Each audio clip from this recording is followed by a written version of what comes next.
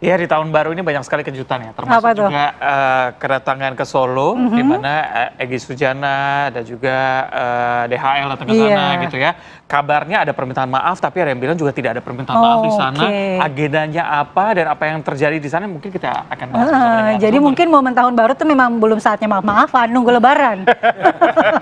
Baik, tapi kita akan bahas terkait dengan pengajuan restoratif justice Betul. dari Bang Egy dan juga Bang Damai Hari Lubis yang soan ke sana ya. Betul, Sudah ada narasumber yang hadir di studio, ada Bang Petrus Celestinus, kuasa hukum Roy Suryo CS. Selamat pagi Bang Petrus. Selamat pagi. Sehat Bang? Sehat walafiat. Kemudian ada Bang Ade Darmawan, Sekjen Peradi Bersatu. Selamat pagi Bang Ade. Selamat pagi, assalamualaikum warahmatullahi wabarakatuh. Waalaikumsalam. Ada Bapak Irjen Purnawirawan Arianto Sutadi, penasihat ahli Kapolri. Selamat pagi Pak Arianto. Sehat Pak Ari? Alhamdulillah. Alhamdulillah. Saya mau ke Bang Petrus dulu deh. Bang Petrus, melihat ya, ini udah soan ke Solo, kemudian katanya mau ngajuin restoratif justice. Sebagai yang sama-sama satu rangkaian kasus nih dengan klien Anda, bagaimana Anda memandang ini? Ya, pertama karena isu yang terangkat itu adalah pertemuan silaturahmi, maka baik saya selaku pribadi atau rekan sejawat, karena kami kan sama-sama advokat toh, Iya.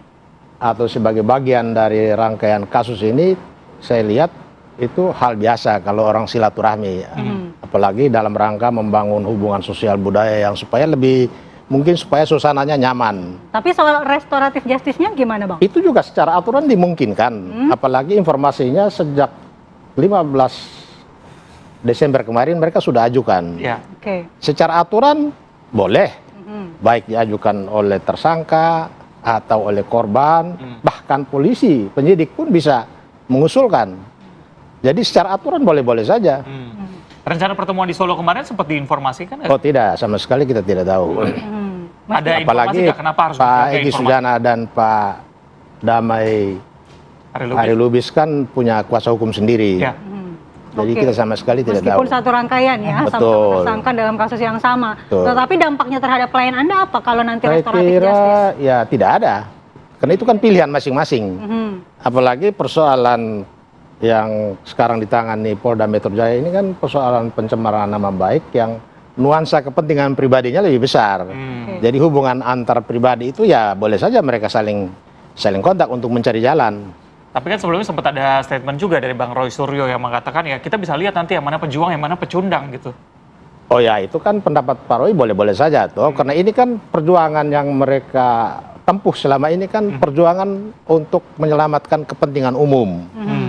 Ya, kalau kita bicara kepentingan umum di satu pihak, yaitu yang diusung oleh 8 tersangka ini, dengan kepentingan laporan polisi Pak Jokowi, itu kan kepentingan pribadi berhadapan dengan kepentingan umum. Oke. Jadi kalau bicara restoratif justice, untuk mencari titik temunya kan terlalu jauh ketimpangannya. Bagaimana mencari titik temu? Yang satu kepentingan umum, yang satu kepentingan pribadi. Oke. Baik. Mau Jadi ke Bang kita Ade. tidak terpengaruh sedikit pun. Tidak terpengaruh. Oke, Ya. Bang Ade, Ya. dari perspektif organisasi advokat, apakah memang restoratif justice cocok untuk kasus ini? Ya, jadi dimungkinkan. Betul kata Bang Petrus tadi, bahwa itu dimungkinkan semua karena jelas ya. Dulu itu sebelum berlakunya KUHP baru, belum diatur di dalam KUHP baru. Sekarang sudah diatur. Oke. Nah, itu juga mengambil dari restoratif justice yang di Perka Polri. Artinya memang ada dasar hukum. Namun kita melihat kasus ini delik aduan absolut atau delik murni. Nah, kalau delik murni, dia yang berperan di situ adalah kepolisian. Artinya polisi sangat berperan di Oke. delik umum. Tetapi kalau di delik aduan absolut, maka pelapor dan terlapor. Nah, di sini nanti kita lihat apakah itu diajukan oleh pihak terlapor atau pelapor. Tapi biasanya yang terjadi bahwa itu pasti diajukan dulu oleh terlapor. Tapi benar kata Bang Petrus, nggak ada dampaknya terhadap klien lain yang satu rangkaian nih kasusnya. Nah, nanti di pengadilan tuh. Nanti di pengadilan akan kita lihat apakah status tersangka ini dihilangkan dan dia menjadi saksi atau seperti apa melalui gelar perkara tentunya nanti ya kan. Nah, nanti ada kesaksian mahkota tuh.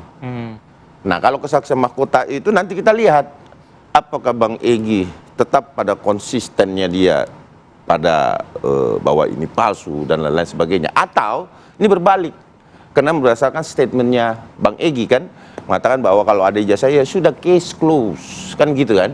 Nah, kesaksian mahkota bisa saja dihadirkan nanti Bang Egy. Apakah dia pro dan kontra nanti? Nah, di sini menarik nanti di pengadilan. Tapi itu kita lihat dulu apakah Bang Egy bersedia atau tidak. Kalau dia sudah menempuh restoratif. Tapi ini belum kok, masih pengajuan. Kita dipanggil beberapa pelapor, saya juga mendampingi pada saat itu.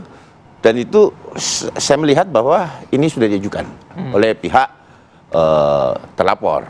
Sehingga apakah kita menyetujui atau tidak, karena polisi di sini sebagai fasilitator itu. Ya. Oke. Nah, nanti kita ketemu semua tuh, duduk bersama. Nah, kalau terkait pertemuan di Solo, saya rasa karena ada hubungan baik aja sih. Dan itu baik, menurut saya sesuatu yang baik. Kenapa kita nggak dukung? Oke, Bang, kita masuk ke pertemuan di Solo ini ya, kan banyak informasi yang simpang siur. Coba kita klarifikasi begitu ya. Kabarnya ada 2 polisi aktif yang juga ikut ke sana. Benar apa nggak, Bang? Ya, kalau saya sempat berkomunikasi dengan Bang Darmijal ya. Bang Darmijal itu di Rejo, relawan Jokowi. Jadi saya bahwa itu tidak ada kok. Mereka aja. Tapi apapun itu kan isu selalu digoreng. Ya, ada polisi lah. Bayangin lihat ijazahnya saja masih bermasalah fotonya. Kan makanya kita konfirmasi. Iya, artinya tidak ada memang Bang Roy, ya mohon maaf nih Bang Petrus, tidak ada niat baik untuk. Jadi siapa aja sebenarnya yang hadir di pertemuan itu, Bang? Ya kan ada Bang Darmijal, kemudian sekjennya, kemudian ada Bang Egy, terus ada Damai Hari Lubis. Ini informasi ya yang saya dapatkan langsung yang memfasilitasi pertemuan tersebut. Oke. Iya kan? Cuman mereka aja dengan Sudah direncanakan dari kapan, Bang? Karena untuk katanya sih Desember mereka rapat. jadwal kan nggak cepat ya. Desember kayaknya. Dari Desember. Dari Desember. Oke. Ada terjadi rapat antara Bang Darmijal dengan Bang Egy, kalau nggak salah sempat ke rumahnya ya. Nah, itu mungkin perencanaan di situ. Pertanyaan berikutnya adalah ada permintaan maaf atau tidak di sana? Nah, permintaan maaf itu adalah salah satu syarat mungkin di restoratif justice. Ya. Tapi dalam pertemuan kemarin, Apakah sudah atau belum? Tentu chemistry dulu dong. Niatnya dulu dong. Ya kan? Atau sudah tapi belum? Tapi saya yakin dari penyampaian teman-teman bahwa ada doa bersama dan ditutup dengan ditutup dengan kata maaf, terus sehat terus dan lain-lain sebagainya. Saya rasa itu tergantung siap yang menghadiri situ. Apakah pemahamannya bahwa saya sudah meminta maaf atau tidak? Nah, ini. Nggak Kan dihitung kali ya? Dia nggak hitung. Nah, betul. Lebaran baru dihitung. Lebaran nanti baru dihitung. Tapi apapun itu, kita tetap mendukung lah. Kalau memang mau restoratif justice. Tapi kalau tidak pun kan tidak apa-apa, kita kan pihak korban. Pihak korban tidak pernah mempermasalahkan. Yang nggak bisa tidur kan sebenarnya para tersangka, bukan para pelapor kan. Kan itu. Baik, Pak Arianto, ini kan kabarnya berkas-berkas sudah P19 ya, atau hampir P19, Pak? Belum. Jadi belum sampai sana, tahap 1 ya? Yang saya dengar berkasnya sudah dikirim, tapi untuk yang 3 itu ya, saya nggak tahu semua apa enggak. Sudah dikirim, itu namanya berkas dikirim ke jaksa. Nah, prosedurnya nanti jaksa akan meneliti apakah itu memenuhi syarat untuk cukup alat buktinya apa tidak, untuk bikin dakwaan. Kalau jaksa masih menilai kurang, maka dia akan mengembalikan ke penyidik dengan kalau ada petunjuk, misalkan ini kurang ini, itu namanya pakai P19. Petunjuk yang harus dilengkapi oleh penyidik, misalkan periksa si A, si B, si C dan sebagainya, kurang bukti ini dan sebagainya. Nah, nanti kemudian dalam waktu 14 hari penyidik melengkapi akan dikirim kembali. Kalau itu lengkap berarti itu memenuhi syarat, silakan P21 namanya, pemberitahuan bahwa itu lengkap dan itu nanti barang bukti akan diserahkan ke jaksa itu selanjutnya begitu. Itu kurang lebih prosedurnya baru sampai situ untuk saat ini gitu ya. Oke, lalu bagaimana sementara prosedur pelengkapan berkas itu hingga P21 ada kemudian pengajuan restoratif justice, apakah akan mempengaruhi proses? Nah, mungkin saya ingin terangkan ya apa artinya restoratif justice ya. restorasi justice itu adalah suatu sistem ya, sistem penyelesaian sengketa hukum.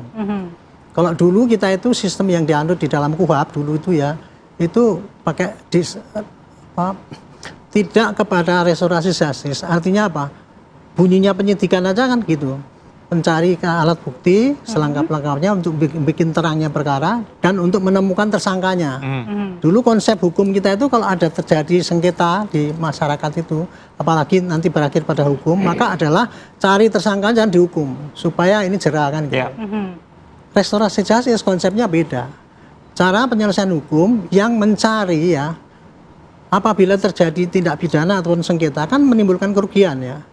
Maka nih sasaran daripada penyelesaian itu adalah asalkan kerugian masyarakat itu dikembalikan dan kemudian yang tadinya bersengketa itu kemudian saling damai, itulah sasaran daripada hukum. Jadi nggak perlu menghukumkan orang, kurang lebih gitulah. Nah kebetulan restorasi justice itu dulu pakai KUHP yang lama belum diatur itu, nggak ada aturannya itu.